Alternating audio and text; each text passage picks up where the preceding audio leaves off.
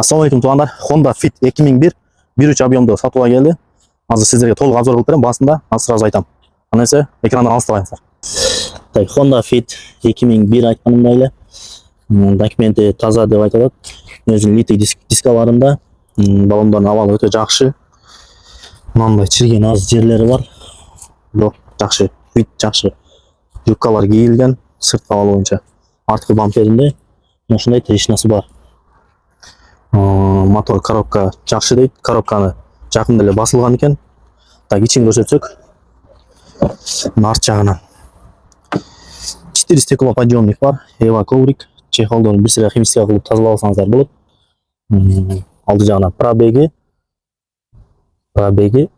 396 миң экен. Так, багажы таза абалда.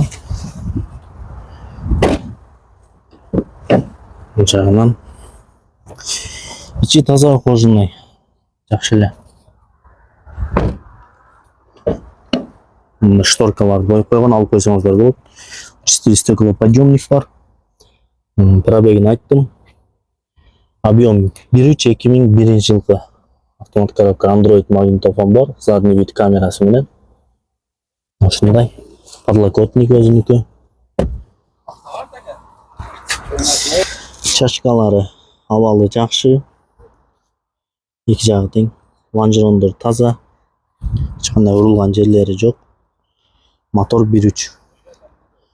Ушул машинаны көрсөңүздөр болот. Баасы 260 миң. Дагы сүйлөшүү жолдору бар.